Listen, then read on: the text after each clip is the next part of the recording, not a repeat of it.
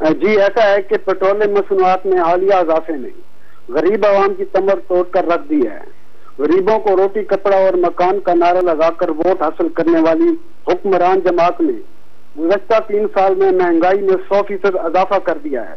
Petroleum مصنوعات میں حالیہ اضافے سے عام آدمی پر اثرات متاثر ہوں گے، جس سے تنخواہ دار طبقہ سب سے زیادہ متاثر ہوگا۔ اضافے کے بعد آج ٹماٹر جیسی عام سبزی 80 روپے کلو، مٹر 150 روپے، ہری مرچ 150 روپے تک جا پہنچی ہے۔ یوں محسوس ہو رہا ہے کہ انتظامیہ نام کی کوئی شے وجود نہیں رکھتی۔ پرائس کنٹرول کمیٹیاں اپنا وجود کھو چکی ہیں۔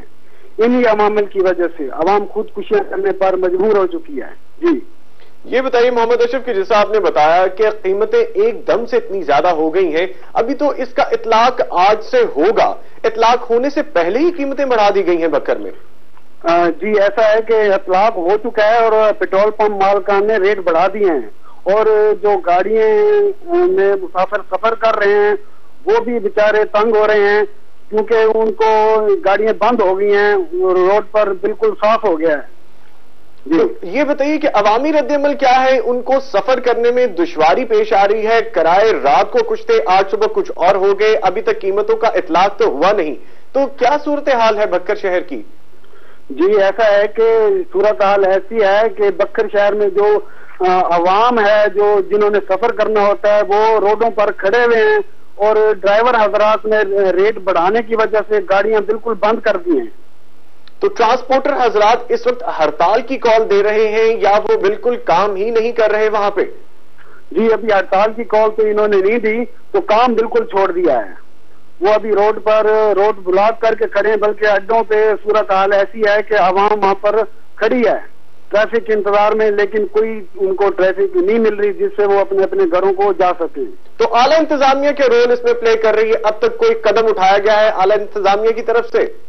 جی نہیں، ابھی تک ایسا کوئی اقدام نہیں اٹھایا گیا، تو ہو سکتا ہے ابھی روڈ بلاک ہونے کی وجہ سے شاید وہ ایسا قدم اٹھائیں۔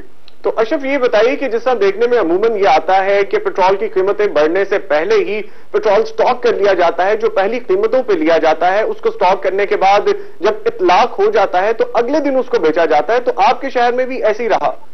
جی بالکل ایسا ہی ہے جی، یہ ایک روایت بنی ہوئی ہے، اوگرا جو پہلے ہی ان کو بتا دیتی ہے بھی ریٹ بڑھنے والے ہیں، اس لیے تمام پیٹرول مالکان جو ہیں وہ تیل کو سٹاک کر لیتے ہیں، بعد میں مہنگا داموں وہ فروخت کرتے ہیں۔ تو جو دوسری اشیاء خرد و نوش جس طرح آپ نے بتایا کہ مہنگی ہو گئی ہیں، اب اس کے بعد اب جب اطلاق ہو جائے گا تو کیا صورتحال ہوگی کہ مزید مہنگے یہاں پہ چیزیں بکیں گی، اور جو کاروباری طبقہ ہے ان کا کہنا کیا ہے اس ضمن میں؟ جی ایسا ہے کہ کاروباری طبقہ تو جن کا روزگار ہی پیٹرول سے ہے، اپنا جو ٹریفک سے وابستہ لوگ ہیں، تو وہ تو ہاتھ پہ ہاتھ رکھ کر بیٹھ گئے ہیں۔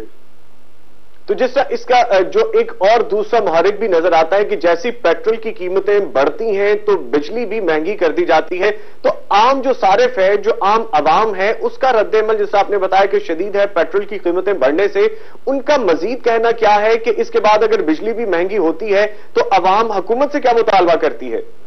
یہ عوام کا میں نے کئی جگہ سے بھی لیے ہیں، تو ان کا کہنا یہ ہے کہ جو موجودہ حکومت ہے یہ مکمل طور پر ناکام ہو چکی ہے۔